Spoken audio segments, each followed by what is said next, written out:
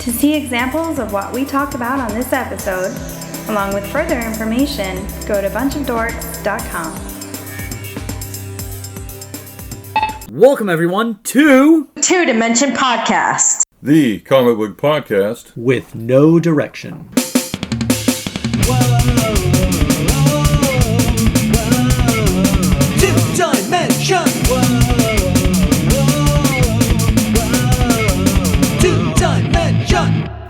What's up, everybody? You know that song, you know this voice. It's Rook, and joining me as always is the man with the plan. It's Mr. Don Moore. and I have got something to talk about. Yes. Oh my, wait, you said you had a book, but you've been hiding it under the table this whole time. The Comic Book Apocalypse.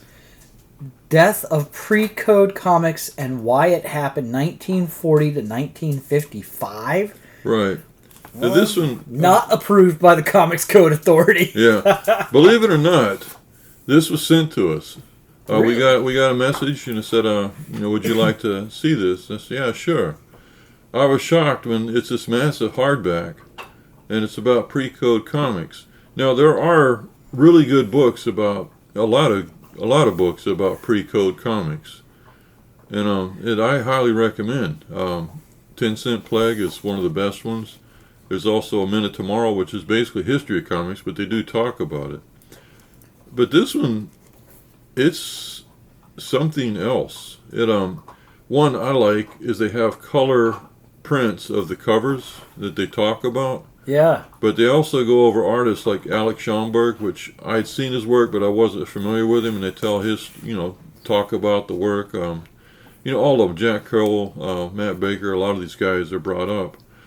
But it's divided into, sections like crime comics, horror comics, the Glamorous Jungle Women, which I absolutely love, and some superhero comics.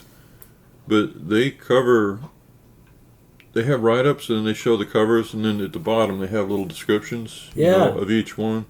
But they talk about, it's pretty in-depth. I must say it's not text-heavy. And it's divided into sections. Each section tells the story, and it's actually very informative. And then after that, it kind of breathes, and it has these covers. And it also covers racism. Like during World War II, all the Asian people are just done like subhumans. They were evil. But they bring up, it's a massive array of comics. It's not just the key comics that everybody knows. Yeah. And just paging through it, you see your staples. You see Superman, Batman, Detective Comics, but then you start seeing, oh, here we go, Vault of Horror, Voodoo Annual. This thing really gets into depth, doesn't it? Absolutely. When I say this, there's a lot of good books about pre-code comics. This one stands unique. I'll be honest with you, I thought it was neat, but when I went through this, I've seen this before. I have not. This one has a completely different approach to it, because it's, a lot of them aren't in color too. Yeah. And this one, the art's bigger. It shows. That's as far as I've gotten on it. But it really tells the tale. Yeah, it does. And I mean, some of this, like going back to some of the stuff that I paged past while you were talking, some of this is really very disparaging. The Starling comic, look at the way that the Japanese characters are drawn.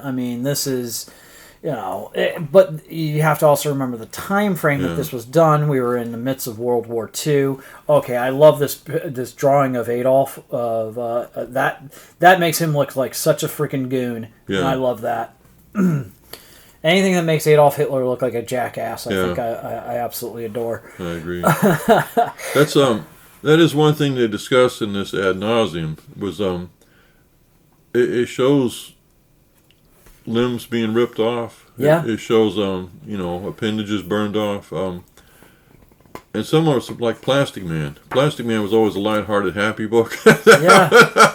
But they cover all this stuff and tell you the stories. But also, one thing they're trying to explain was World War II completely changed comics because comic readership was strong. They were selling a lot of comics.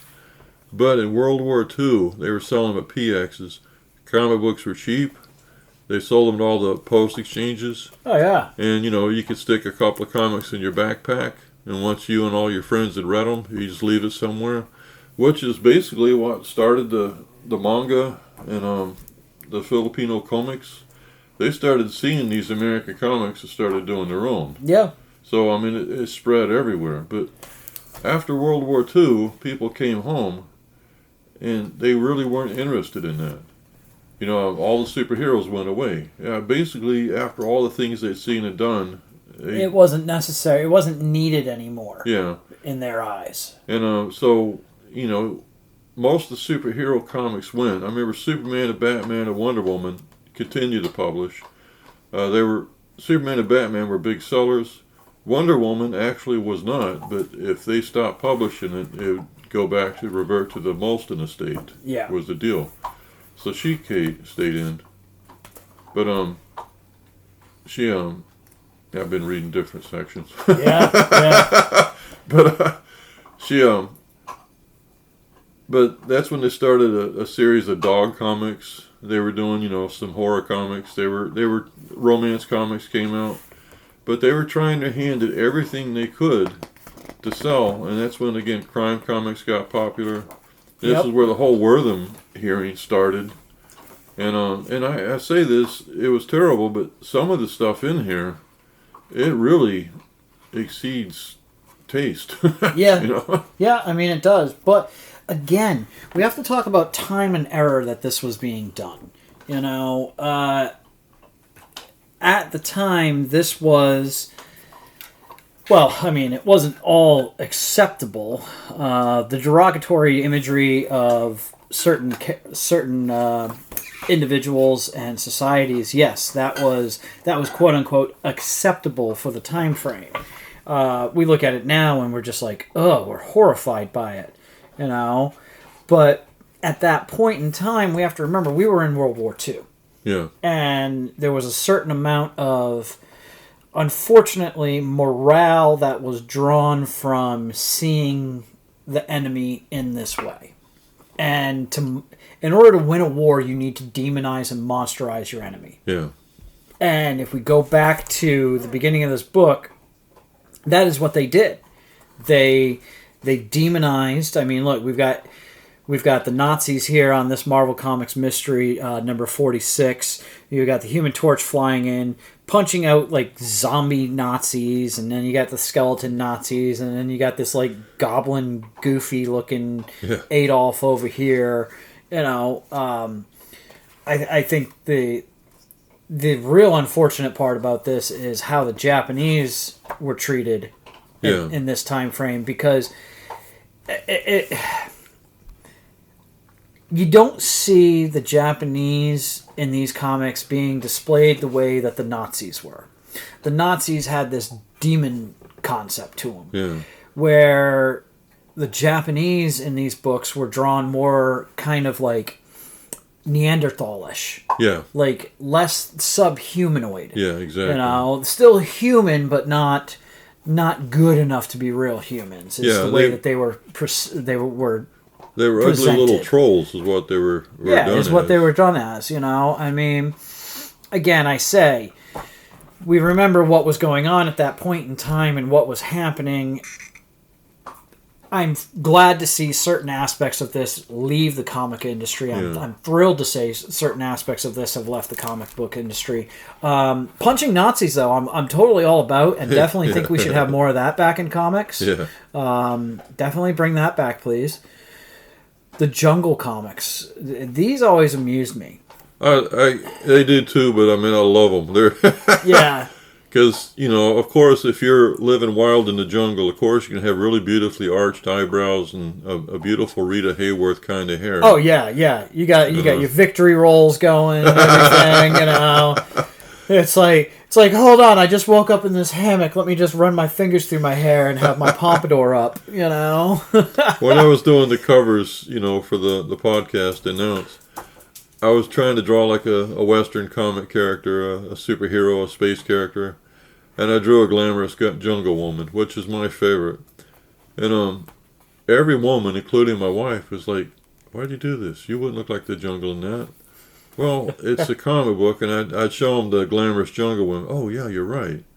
But my wife was saying, "Honey, they don't have beauty parlors in the jungle." Yeah. And I said, "Well, yeah, but it's it doesn't." It's fiction. But the glamorous jungle women. I don't know why. It's just something. It defies logic, but I love it. It's just fun. I mean, that's part of comics, Yeah. And Yeah. I also didn't know. I found out Sheena, Queen of the Jungle, was the first of what they call the Tarzan knockoffs. Really? Yeah, I didn't know that because I mean there's a bunch, and like a friend of Dallas of mine who's from Columbia, and she'd always hear us talking about comics. And one time she got in a conversation. She said she stayed at her niece's in Columbia one time, and she had a bunch of romance comics. And so she read them. Says I liked them. Well, then later she started thinking, and she sent me Oof. there was Kaliman, which was a mystic. It was actually it's a Mexican character, but it was popular in Korea. I mean, Colombia, and also Andu. I think it was Andu, but he was a jungle man like Tarzan. He was, But I mean, there's a lot of jungle men in South America comics. But yeah, those are, But I didn't know Sheena was the first one. Yeah. Yeah.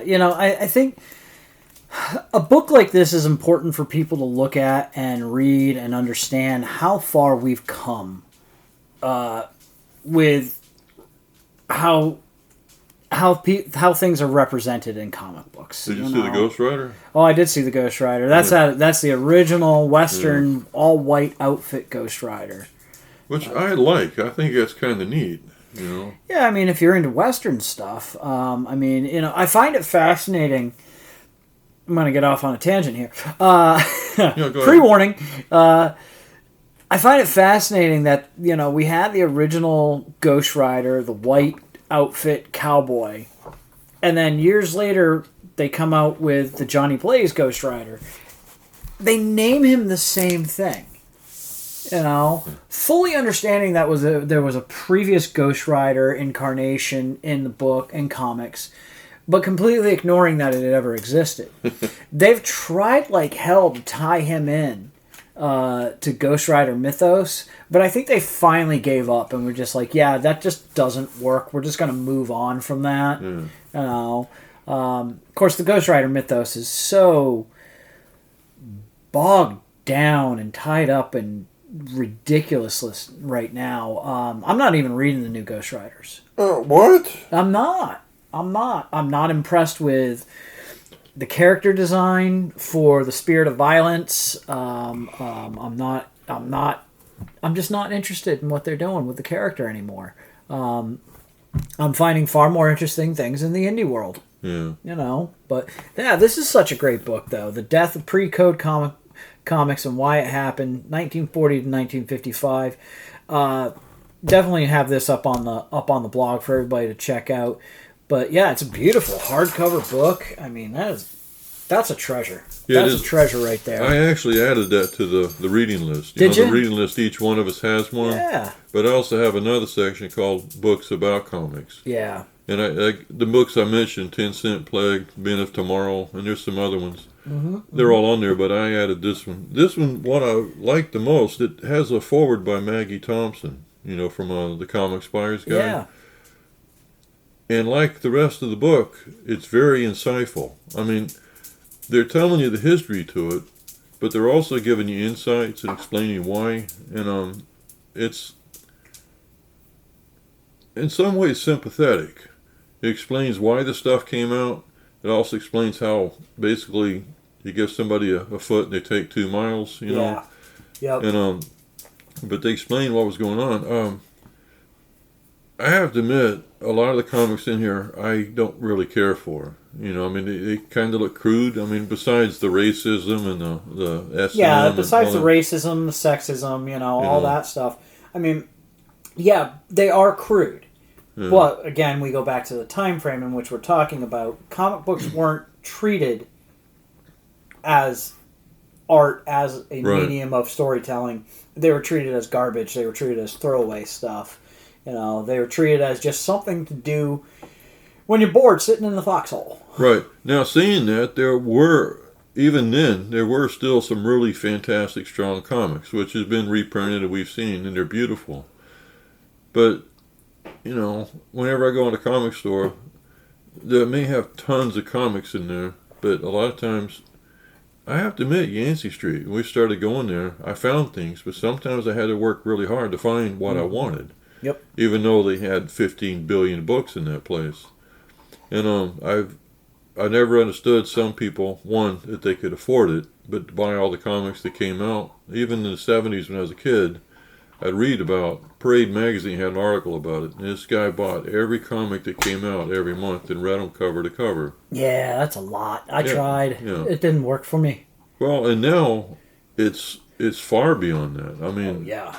If you bought every book that came out in a month, you're going to build your house out of comic books because you're going to live in a cardboard box. Well, that's exactly, and that's one thing. In '88, I went to a comic convention in Tampa, and I was talking to these two guys. They were doing prints and art editions, real high end stuff.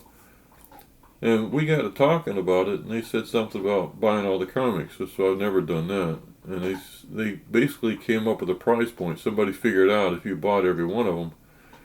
Well, my wife and I were just starting out. There's no way we could have even done that. Yep. And I don't know if I could have done it now, but I really don't want to. When I went back to Oklahoma and I went to see a friend of mine in Arkansas, I had this massive box of comics that I gave away to my brother, my nephew, and my friend. My friend, he's got tons of them, and he was another art major. As a matter of fact, it's Dave Reynolds who does some of the covers we do. But Dave at one point asked me, he was excited to get them, but then he said, come to find out, Dave had a Superman Red Sun. He had the graphic novel that you like. Yeah. We're talking about it. I said, Dave, what do you mean you had it? Because he was never really a comic guy. He said, no, it interested me. He had several. And I said, I didn't know that. I said, I thought it was interesting. He liked it. But at one point he asked about these comics. Well, what's the story of these? Well, they were comics, usually dollar box comics. But I bought them because I was interested. And I read them, and they weren't something I needed. You start running out of space. You know, and you just go through the books that you can't live without, that you keep pulling out and rereading all the time. Saying that, every time I look at that box, oh, why am I getting rid of this? But it's true. I mean, you run out of space. You run out of, there's been plenty of books that I've bought over the years that it's been like, I bought buy one or two issues and I'm like, meh, not my bag, and I move on. I have 2 filing cabinets full of comic books right behind us right now, and I mean, it's overflowing. I'm completely overflowing. I've got a stack of books tucked away around the side over here. Of course, I have the stack of books on the table that are the most recent arrivals. I am so out of space, it's ridiculous. I have been talking for, the last 2 years I'm going to do a purge, and I still haven't done it. Maybe 2026 is the year I do a purge. I did a massive purge when my wife and I were married and before we moved to Florida. And I've done about 3 more, I gave them to my nieces and nephews. So. Yeah. But a lot of times, when we moved to Florida, I'm thinking, I wish I hadn't got rid of that. And I eventually found most of that stuff, the ones I wish I got rid of in dollar boxes, and I grab them. But yeah, the problem is I got a little tiny room in the house, and it's just stacked. Well, I mean, you have a room. I have those cabinets. Well, see, this is a room, and it's more space than what I have. If I put my collection in here, it would look kind of pathetic. Wait a minute. You say that, but let's preference this with the fact that comic book wise, what is in here for comic books? I've got 2 shelves on a bookshelf behind you that have graphic novels. Yeah. And then everything else is stored in the cabinets. Comic book wise, I try and keep contained to 2 shelves and the cabinets, because that is already a lot. I mean, both the top areas of the filing cabinets, those are all graphic novels. So, well, graphic novels and a few prose books as well. So, everything else in that cabinet, minus 2 drawers, are comic books. You know, it's one thing. An earlier episode, one of the first year we were doing the show, you always hear every time people talk about comic books, singles or trades. You know, comic book or trade. And I'll never forget when I got to Dallas. Dallas had trades all the way with massive conviction. It's really it. Now he does have comic books. Sometimes he's taken his comic books and turned them into hardbacks in a collection. But he likes trades. I like trades too. My favorite thing about the trades was if you find out about a series that you missed, it's hard to track down all those issues. Yeah. Whereas you can get a trade, and the trade usually has a... Got it. You're done. You've got the story. It also has a forward. Yep. If they have, which I'm not a big fan of, but if they have variant covers, they usually publish all the variant covers. In the back matter and everything. Yeah, and that's it. Back matter. I love the back matter. Yeah. They usually have a forward by somebody and, notes. So it's good. But, so I got a lot of trades. And as we talked about League of Comic Geeks, it was so easy to pull the trades out and put them in the thing, whereas getting the comic boxes out and going single issues was kind of a nightmare. Yeah. But I find I read the single issues all the time, whereas the trade, I read it once, stick it on the shelf, and then once in a while I might pull it out. But the single issues, Really? I pull out all the time. I don't know why. It's just... See, and I am completely opposite with that. I, take Wanted, for example. Yeah. I love the Wanted comic book. Not the movie. The movie's garbage. But I have all of the single issues. The originals. Yeah. Original first printings. I will not open them. I recently, probably last year, somebody was talking to me about the Wanted movie. Yeah. And I, of course, immediately start trash talking the movie. The book is so much better, et cetera, et cetera. And they were like, "Oh, you have the comics?" I was like, "Yeah, of course I have the comics." "Oh, maybe I can borrow them?" And I laughed. Absolutely not. I'll let you borrow the trade. You're not borrowing those. Now that one, you and I are completely on the same thing, because that's another plus on the trades, is if you have a friend that wants to, the trade is the one you lend them to. Oh, yeah. Yeah. And you can keep track of it. You don't lose an issue, and they're more indestructible than an actual comic, regardless of how the comic is. Yeah, I mean, if a trade gets ruined, I don't care. Yeah. If issue number 1 of Wanted got ruined, I'd be furious. I don't even know how much the value on that book is. I don't care. Right. It's just the fact that I have it, I like it, I want it to sit there. Years from now, when I'm gone and my kid has to deal with all my crap, he can turn around and maybe sell that thing. Yeah. That's the hope. That's the idea. The trades don't matter. I mean, I've talked in the past about trying to get people into reading Walking Dead. Yeah. I would let them borrow the trades, every single one of them. Right. And when you got to the end of the trades, it's your problem now. You got to figure it out from here. You either go buy your own trades or you buy the solos like I do, but you're not borrowing my solo issues. Right. So. No, rightly so. Now, saying that, I'll lend solo issues, not even think about it. Oh, yeah. That's given. Well, I still remember when I lent you Miracle Man, the Marvel Man stuff, you were scared. Oh, yeah, of course I was. I didn't want to mess those up. And I said, look, don't treat them that way. I want to say that I'm careful with the comics. I treat them. Friends of mine would go to MegaCon long before I ever went. When Holly's growing up, I never went to the stuff.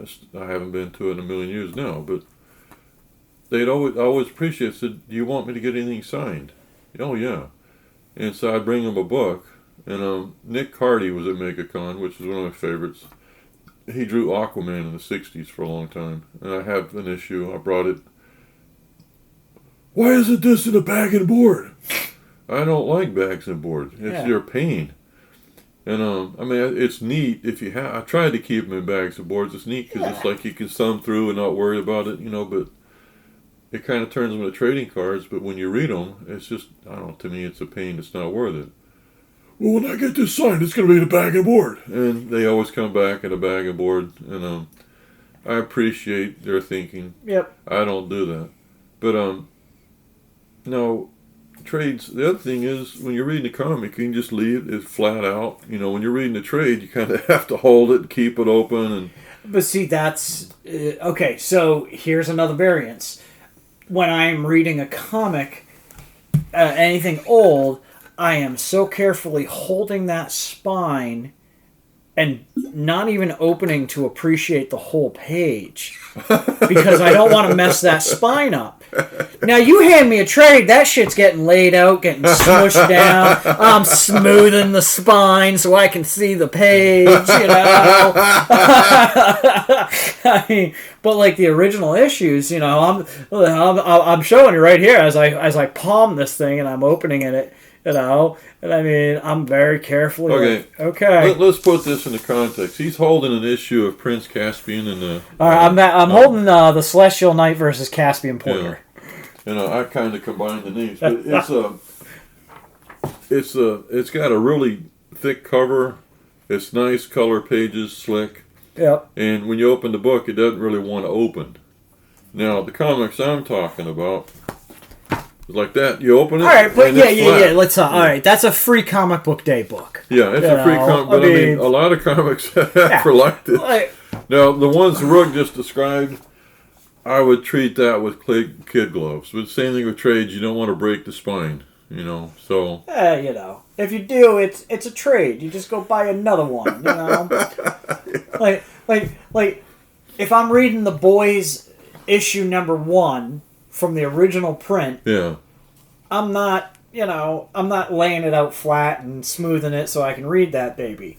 I'm holding it gingerly with palming that spine so it doesn't bend and break. Because I mean, we've both done it. How many times have you been in a comic book shop and somebody comes walking in with a book, and they take it out of their back pocket because it's rolled up and they throw it on the counter at the shop and they're like, "Yeah, I want to sell a comic book." It's like, no, I don't want to buy that. Like, where did you pull this out of? Was this sitting next to your toilet for the last 20 years? But I will say one thing, and this has changed. I had, as I told you in a recent episode, you could not find the new X-Men anywhere where I lived. Yeah. Somebody must have, because I was downtown at a used bookstore, and I found a bunch of the Dave Cockrum issues. They weren't that old. Dave Cockrum was still doing the X-Men. But I had the I don't know what the issue number is, but it's Phoenix when Jean Grey became Phoenix and she's busting out of the water with her arms out, you know. But it was a ragged comic. I mean, it wasn't cared for. Yeah. It had a lot of wear on the cover. And it read fine, but the cover, it looked like somebody beat somebody with it and dragged it over a gravel road. Well, I mean, that's a well-loved, well-read comic book. Now, am I going to take a pristine print of that comic and treat it that way? No. But I got it for a nickel. I was happy. It's still this comic I love dearly. But in the mid-90s, I took a bunch of comics to a shop I went to, where I live, because I was trying to make space because I was getting a computer. So I was trying to clear out things, and I took it, and he put it on commission, and somebody bought it for, I think, $54. Really? And the Spider-Man, the first issue of the Punisher, I sold that one for $94. That was in good shape. I bought that at a TG&Y when I was 12. I really liked that comic, but I thought I don't really need this, so I sold it. I ended up buying the True Believers for $1 later because I realized I do like it. But that ragged copy of X-Men, I was surprised the guy sold it for so much, and the guy was happy to get it, and that's fine. Yeah. But after the internet was kind of in its infancy at the time, and it wasn't really what it is now. You never get that kind of money for that issue now. No, because you have a wider have a wider availability to find those books in better condition. Right. I mean, like, think about it. Pre-internet days, if you were hunting for a particular book, it usually was because of two things. One, you wanted to read that book. Yeah. Or two, it was a gap in your collection that you wanted filled. Yeah, also, they didn't reprint everything like they do now. Right. Right. So, when it came to gap filler books, like the original 70s Ghost Rider Johnny Blaze run, Yeah. I have gaps in that collection. Yeah. When it comes to that collection, I don't care the condition of the book. Yeah. Matter of fact, if the book is in bad condition, it's almost better because I get to read it. Right. If you hand me a copy of Ghost Rider from back in the 70s that is in pristine, gorgeous condition, no breaks in the spine, no bends, nothing going on, it looks like it just came off the shelf. I'm not reading that. It's going to go in the collection and fill the gap. But if I get a busted up copy of that, and I've done it before. Yeah. I actually have, I forget, I think it's like Ghost Rider issue 13, 14. I've got a busted copy, and I've got a pristine copy. Yeah. The pristine copy has never even been opened. For all I know, I might open that thing up, open the cover, and find a whole different comic book inside. Or some blank pages. No, I can say that every comic in my house has been opened, so don't ever bring that to my house because it will be read, buddy. And no, anyway, back to this comic book apocalypse. I highly, highly recommend this. As a matter of fact, when I got it, I'm thinking, well, when I read it, I'll see if one of the other guys want it, and I can't let it go. But at the same time, this is a two-dimension book, so anybody that wants to read it, it's here. You can take it and keep it, whatever. But it's if we had a podcast shed, this would be part of the library. Oh my gosh! Look at that! It almost doesn't fit on the Wham stand. But it does. It does. And it does. And wow! I mean, okay. Once again, go back to the Wham stand for a second here, guys. The book fits, and it's holding it. It's standing it straight up. That's impressive. Taking a picture. Gotta take a picture. Say hi, Don. But I highly recommend this book. Yeah. And I'm sorry that I've had it for a while and haven't been able to talk about it, but we just had a plethora of guests on. So I know. I keep looking over at this stack of books you have, and I'm just like, all right, let's keep going. Let's keep talking. All right. This is one I really want to talk about. I was at Yancey Street South. I went to hit the dollar boxes, and they had a $5 trades. And so as you know, on Free Comic Book Day, when I hit those, I don't ever touch the dollar boxes, and I go head first. And I was digging, and this book came up. What? The Case of the Unwelcome Visitor But by John Allison. Yeah. Now, the book is actually called, the series is Bad Machinery. But when I saw this, the first thing I thought was I thought it was Kate Beaton. She's, Kate Beaton was somebody I knew on LiveJournal. My brother had seen the comics. He says, who is that? I love that person. Well, I don't know. Kate Beaton worked in the museum industry. But she had these black and white line drawings, and they were funny. But a lot of them were about history, Susan B. Anthony and stuff like that. And whimsical. But I loved how she drew, and funny. I've got one of her books, Hark, a Vagrant. But it wasn't her. It was, as you mentioned, John Allison, I think you said. Mm-hmm. And but I looked at the book, I put it back down, and then I kept coming back to it, so I thought, I'm going to bite it, and I bought it. I love this book. It's basically a group of kids. It's English. It's in England. I guess John Allison is an Englishman. But it's kind of like they have a murder mystery club. They solve mysteries. Yeah, I was gonna say it kind of reminds me a little Scooby-Doo-esque, minus a dog. Yeah. But it's a group of kids. I mean, boys and girls. But yeah, Bad Machinery. I think this is the 5th one. Really? And there's several books. I've got them on a wish list. I haven't found them in the wild anywhere, so I'll have to order them.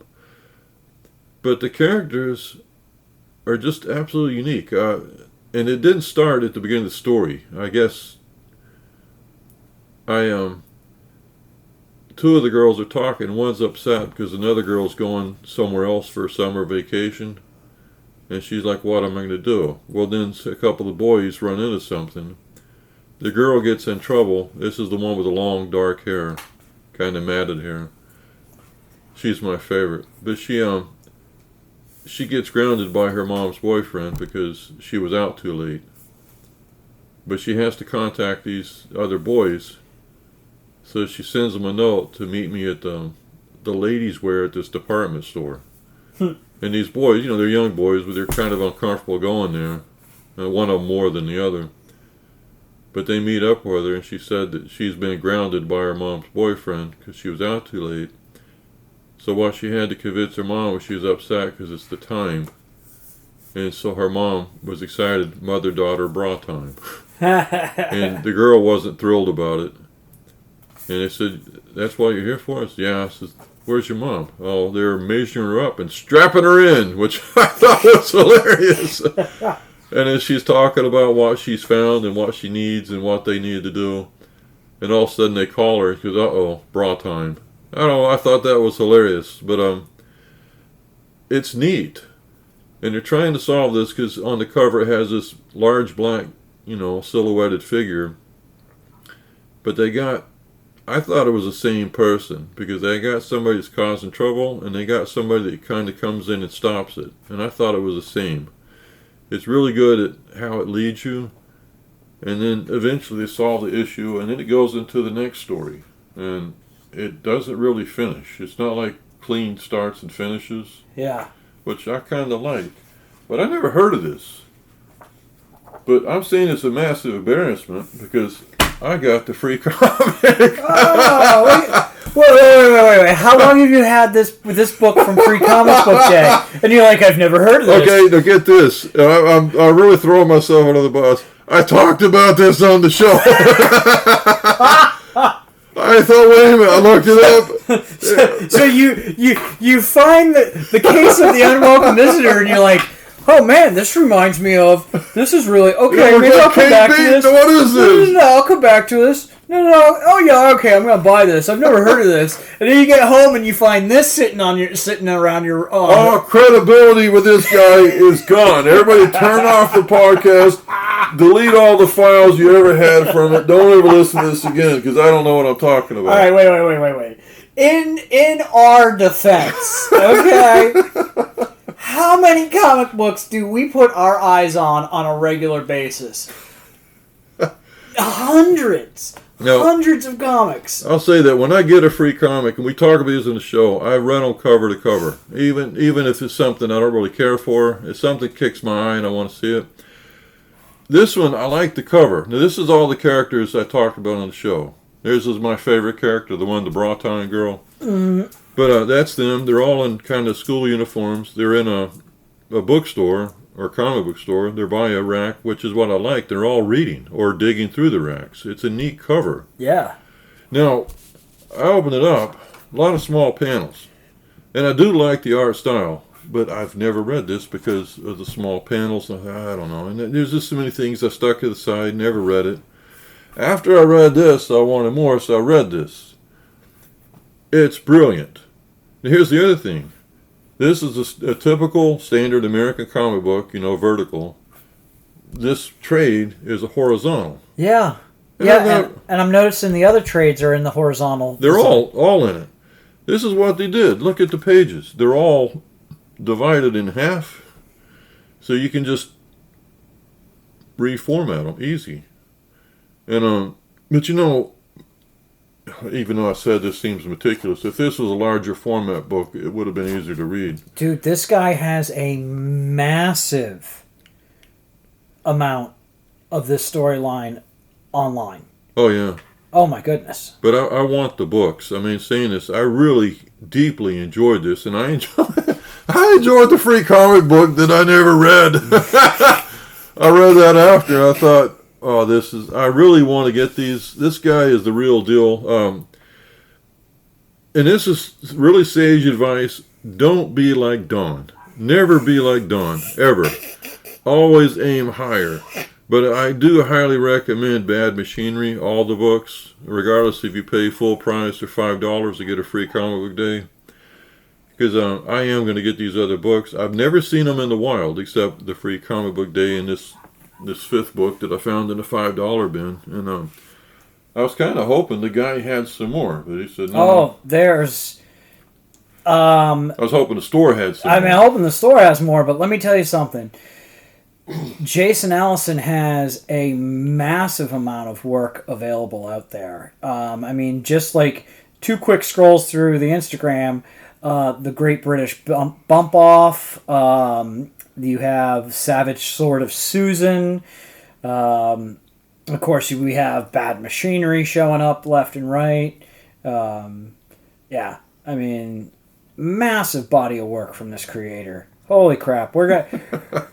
Alright, we're going to just stop the show. We'll be back in a little while. We're just going to go find out everything we can about this. I really enjoyed this. Like I said, I like the art style, how it looked, but sometimes, how many times have you bought a book because you like the cover or something, or an album where you like the cover, and then it's a dog inside? And this one is absolutely not. This one is just, saying I like dogs, I shouldn't have said that, but this one... The story was wonderful. I love all the characters. I keep mentioning this one, but that one character I'm talking about in this one, they're bagging on one of the girls because she's joined the drama club, and they're talking about drama club is just for popular people, and they just can't stop bagging on it like it's a terrible thing. And then she explains why she's in it, and you should try it. And then what amazes me, and this is how kids are, they do go.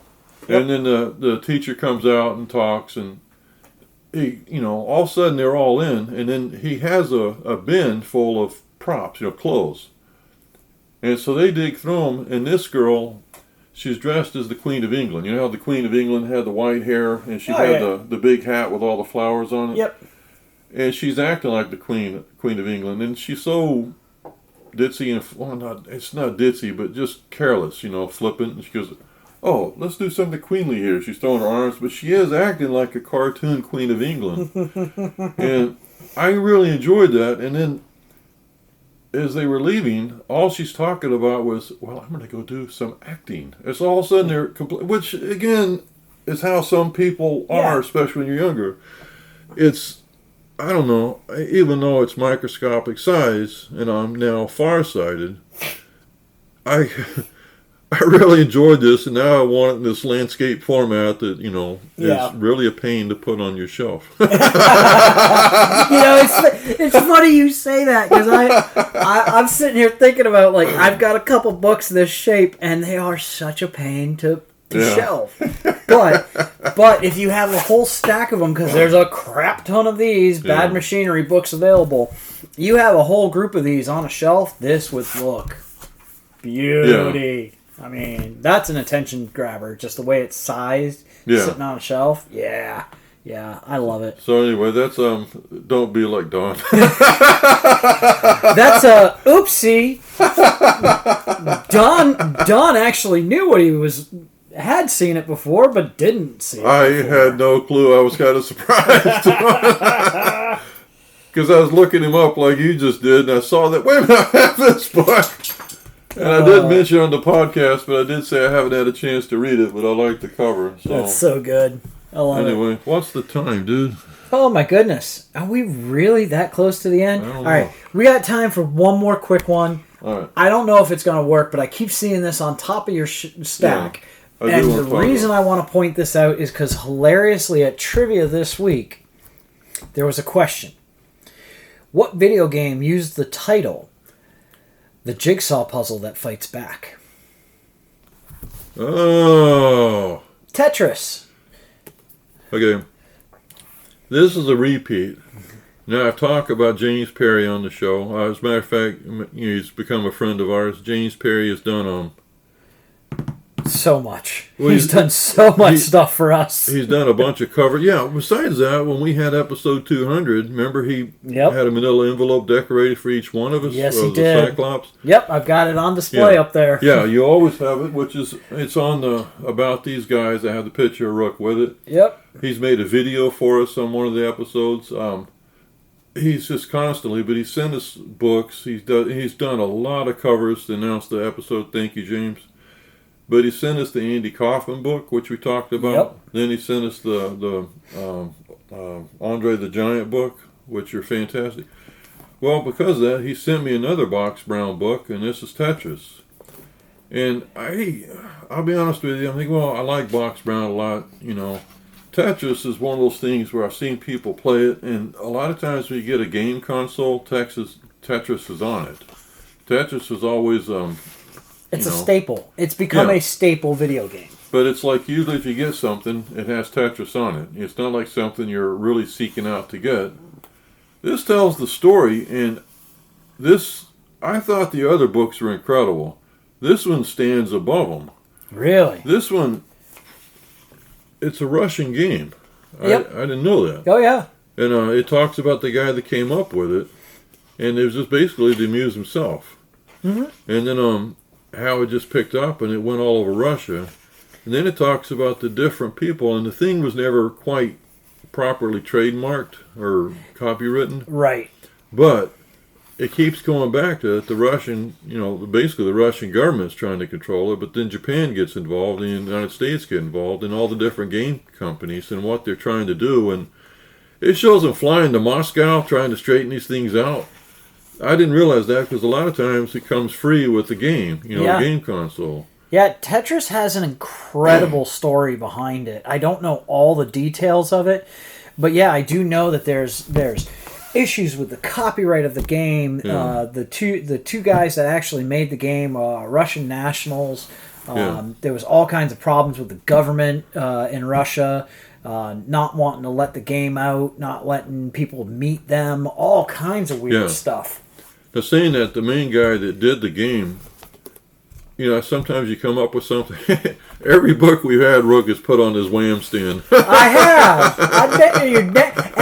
And before I know it, I'm going to order myself a little 2-dimension plaque to go on the front of this. I'll tell you, that's the first. I hate to say this, that's the first thing I thought about was, man, that'd be neat if we had a 2-dimension on that. Darn right. But I will say the Wham stand held every single book you put, including comics, just perfect. Yep. I mean, Every single one of them. It's small. It's not obtrusive, except when you put the logo on it, which again makes it awesome. But I mean, even with the logo on, that is not intrusive in any way, shape, or it's a form. perfect I mean, stand. it just, yeah. I imagine Rook sleeps with this thing at night. Yes, curled up next to me under my pillow. I display whatever comic book I've recently read. But this book, the creator, a lot of times you read about a creator will come up with something and they hold on to it. I mean, that's all they do. This guy basically created Tetris for his own amusement, and then he just went on. Yeah. Everybody around him, and the thing is, I thought, whenever I hear these stories, I think, well, the guy created it and it went out and then everybody else is making money off of it and taking it. But it kept coming back to him. And he was kind of amused about it. I mean, he wasn't unhappy, but he was continuing to do his work and do other things. And it seemed like all the events kept coming back to him. Yep. And I don't know, it amazes me, and this is in the other books too. Box Brown could take a lot of difficult information and make it. You never get lost. Yeah. It's easy to follow. You're able to carry on the information, and it's deep. It's insightful. I mean, there's a lot of players in this story. Oh, yeah. There's Yeah. a massive amount of players, and again, the Japanese, the whole game thing, and all the stuff going on in Japan. And then how the Americans get involved. I don't know which, even though I've read it, I can't. It keeps going back and forth, all these different players. And then, of course, Russia and the government and everything. people flying back and forth, people finding out that they don't really have the rights. Oh yeah, doing this yeah. on. Well, and that's one of the fascinating parts about the Tetris story for me, is that there is this strange thing that happened with it where, like, you know, yeah, it belongs to this guy in Russia, and very easily these companies could have just been like, we're just going to take it and you're not going to have it anymore. But, I mean, remarkably, they didn't get to do that to him. It kept having to default back to him, and, you know, all these issues with the copyrights and who created what and who's it, what's it, how's it.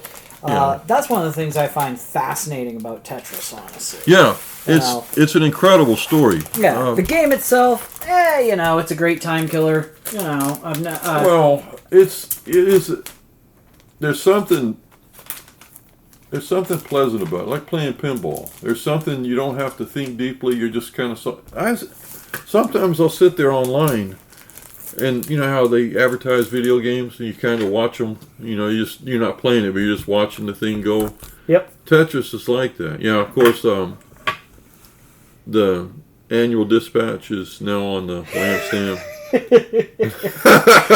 I'm over here trying to multitask and do background stuff, and Don's just calling me out each and every time. That's really nice. But no, the Tetris book, and I'm going to say this, I love the other two books that James sent. Thank you very much, James. But I will say that the Tetris stands on top of both Andy Kaufman and Andre Giant, which is saying a lot.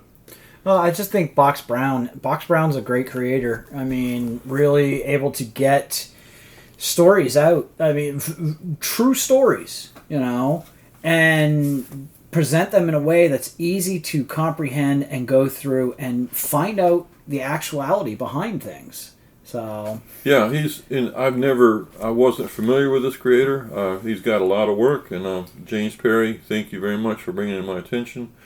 While we're talking about James Perry asked me to do a favor.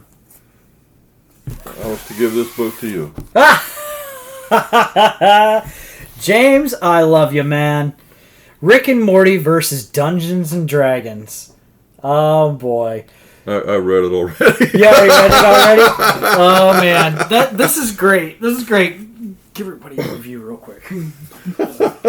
I told James, I said, well, I'm going to read it. And he goes, that's fine. But I like Rick and Morty. As a matter of fact, I will say that I've watched all the episodes. You know, I've seen those shows in piecemeal, and I never get lost, but half the time I'm thinking about it. I don't, you know, the Birdman. Birdman, yeah. Now, they show up, and half the time he hates Rick and Morty, and he's a robot Birdman, he's going to kill him. Yep. And then other times he's the best friend. And I thought, I wonder what it's like if you watched all these in sequence. So I did.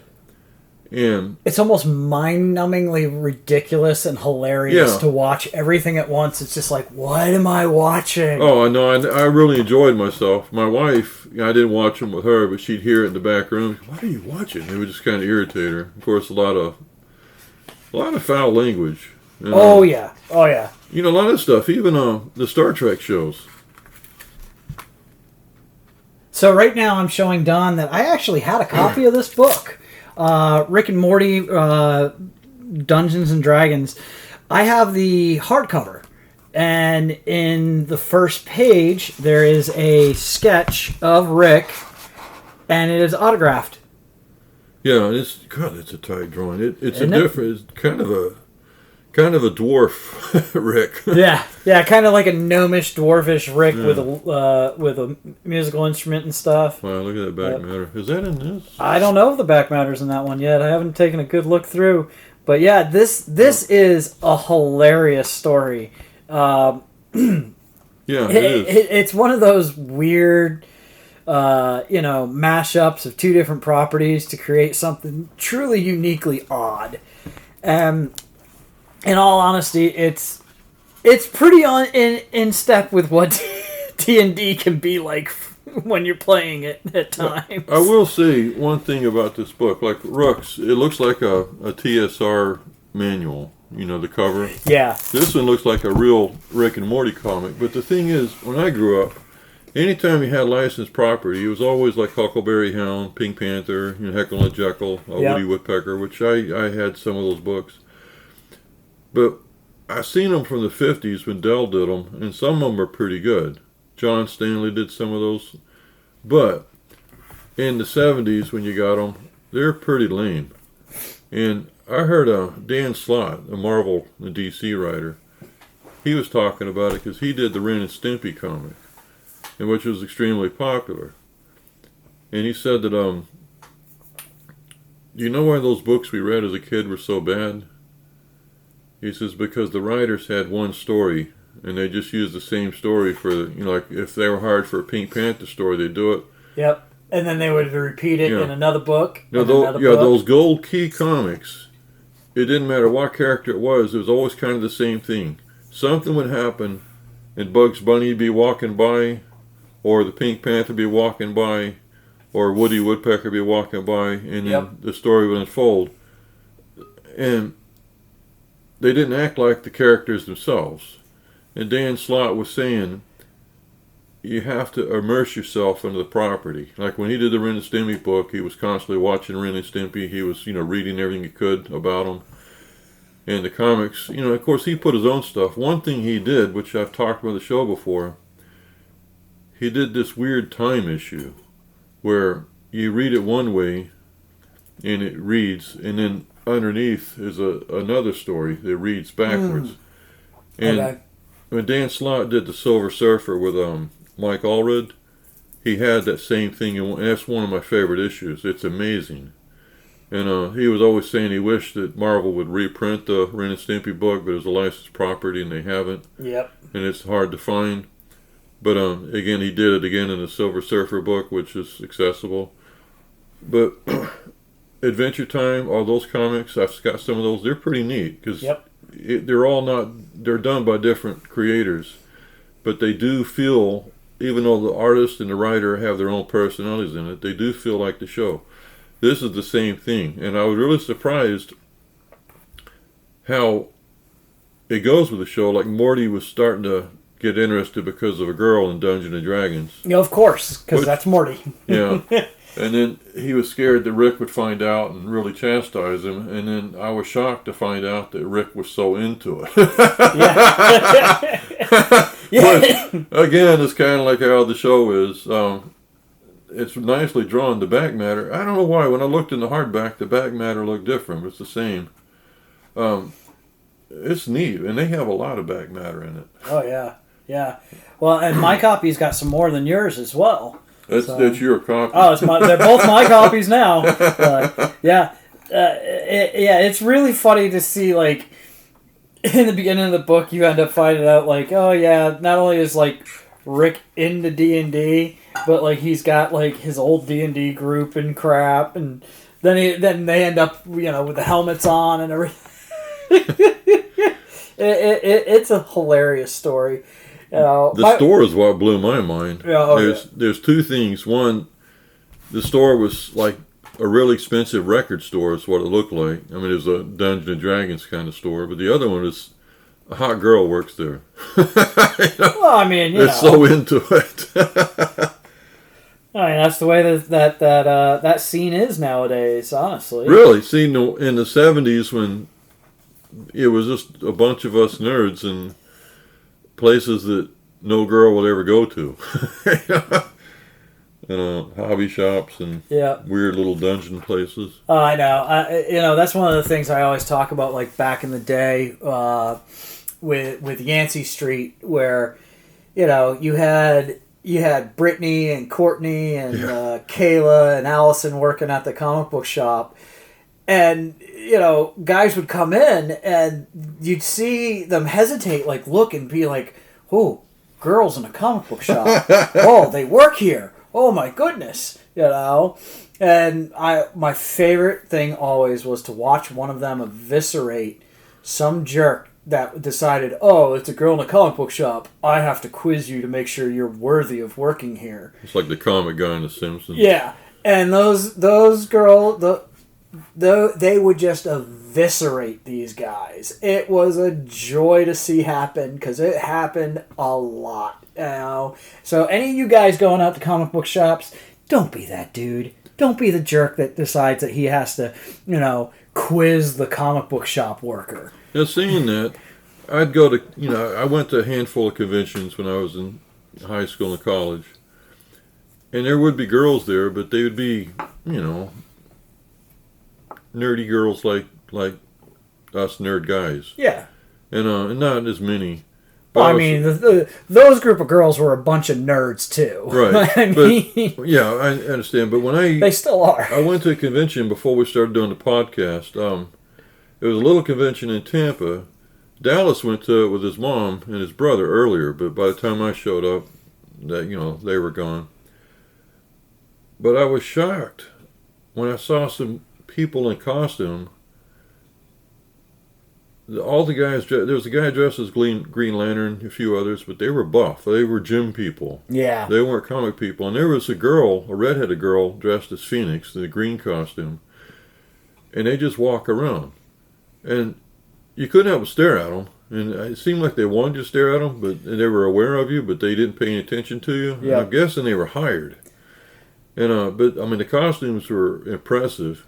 Well, back in the day, they would do stuff like that. They would actually hire people to come in, put on costumes, walk around conventions, and then it just became cosplay. And now everybody, you can't go to a convention without seeing people dressed up. Oh yeah. Well, I hadn't seen that before. I was really surprised, and I was telling Dallas later. I said, "Did you see all those?" Yeah. It didn't seem like they were really comic people. I said, I don't think so.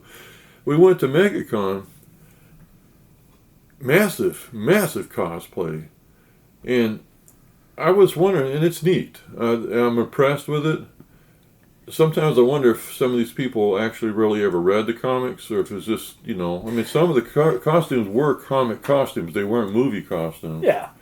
But the last MegaCon I went to, I was digging through these, half price graphic novel bins, and there's a group of girls. I mean, nice looking girls that look like, young cheerleaders or something.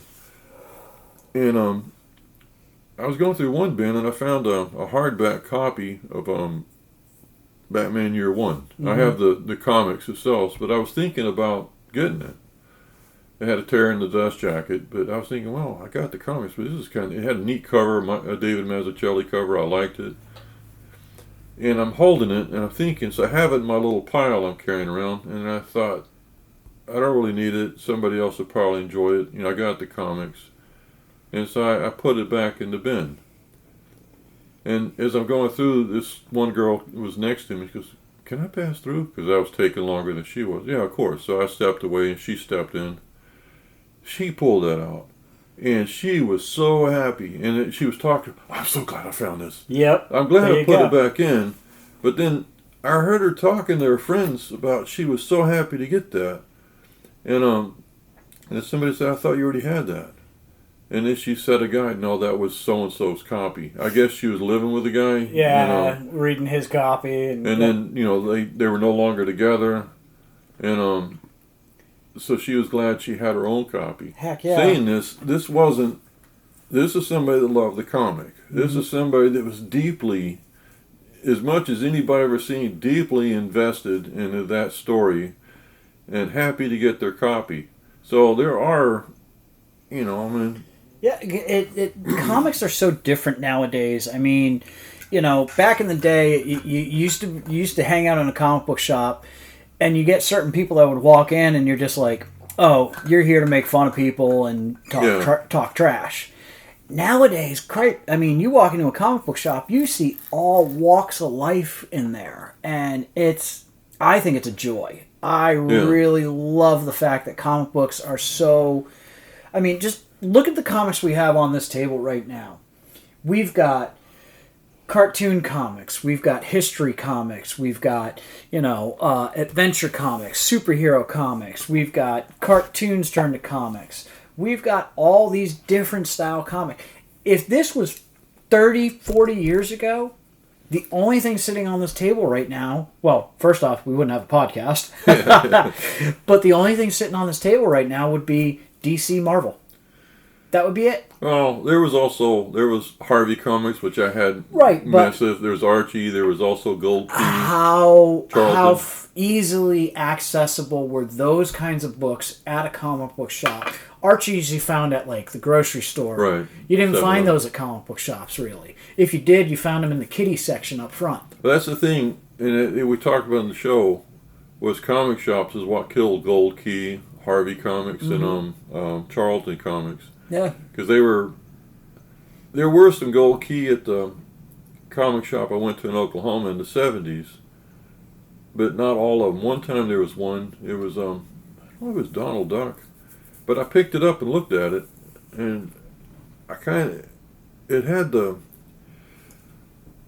when I was 9, there was a young couple, the guy just got out of the Army, he moved next door to us. My parents owned the house, they were renting it.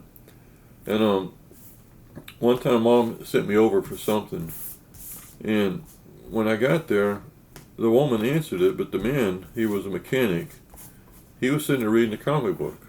And I thought it was kind of funny, an adult reading a comic.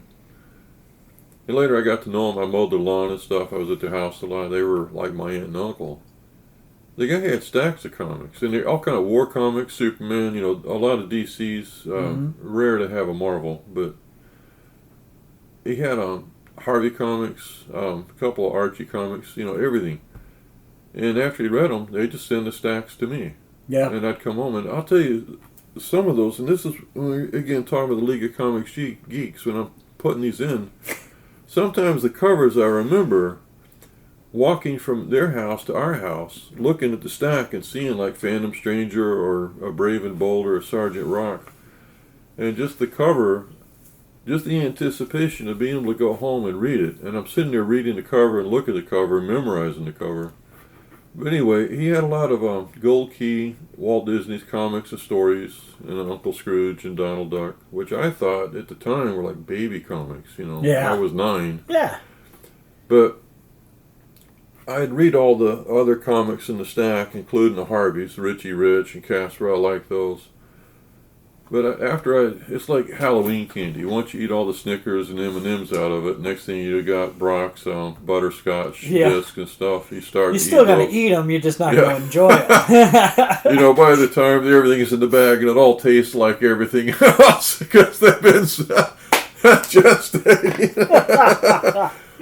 So you eat butterscotch disc. It has a little bit of chocolate and a little bit of bubble gum. Everything tastes kind of, but anyway, I started pulling out these Disney books, and the Donald Duck and Uncle Scrooge comics,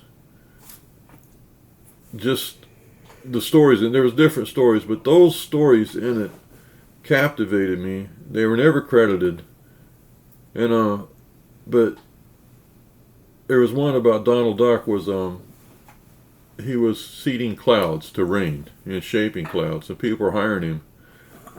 And this one farmer said he needed this one patch of land, rain, just that one section rain. So Donald Duck found a cloud, and then he was in a plane, put a little bit of the cloud, says, I'll remember this, I'll need it later. And then he turns this cloud into a cube, a square cube. And he measures it, and then he seeds it, and then he flies away. And then one of the panels has the farmer looking at the reader against his fence. He goes, this duck is a real Jim Dandy. He told him where he wanted it to rain. He says, look at the fence post. And the edge where he didn't want it to rain, the raindrops are flat, like a flat edge. Yeah. That's funny. But it was a little short story, but I refer to this as the guy that draws really good. And because they were different than the other stories. And I had a small stack of these books, different, titles, but you could always tell this guy. Anyway, I'm in high school, I'm at the comic shop, and I come to the counter of my stack, and the guy at the counter, we became friends, but he was a real introvert. He talked to customers, but he didn't really want to, But he said, you're missing out on your chance to read 4 really good Carl Barks stories. Who? Who? Yeah. Yeah. And he said, Carl Barks. I grew up loving him. I don't know who he is. you're looking at the book. And he told me he's the guy that did, you know, the Donald Duck stories, and he made up Uncle Scrooge, he made up the Beagle Boys, he made up Gyro Gearless, he made up everything you know in DuckTales except Launchpad McQuack. And, what's the name again? I never heard it before.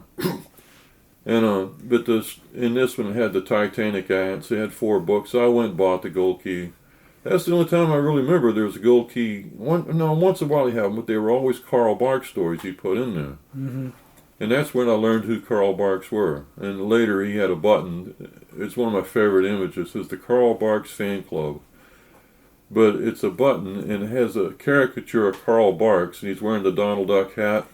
Yep. But he's got these massive hearing aids sticking out of his ear. You know, he didn't flatter himself. And it said Carl Barks Fan Club. I always loved that image. But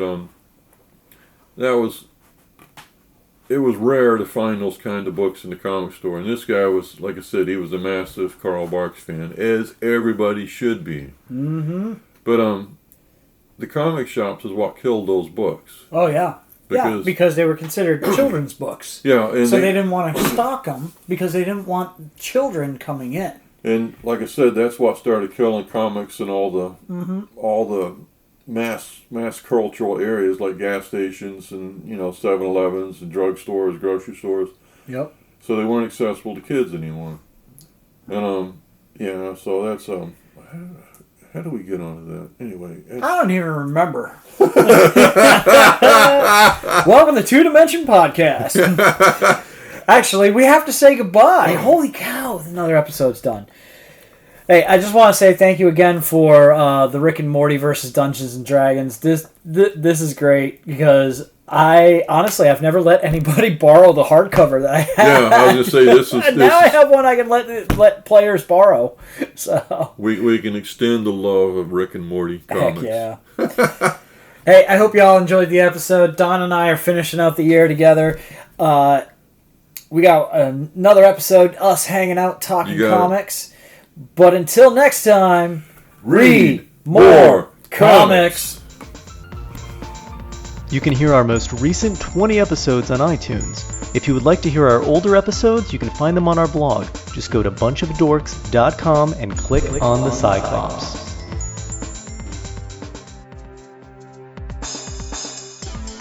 Two Dimension can be found on iTunes and Stitcher Radio. If you like what you hear, you can subscribe, rate, leave a review, tell a friend, or like us on Facebook. Thanks for listening. If you would like to be part of the show, draw a fake comic book cover and we'll use it to promote our new episode online. If you'd like to promote your music, send us your MP3 and you can have a musical spotlight on the show. Plus, we'll add you to the link on our music page. We have 3 t-shirt designs. Find them on the sidebar of the blog. Listen to the show, wear the shirt.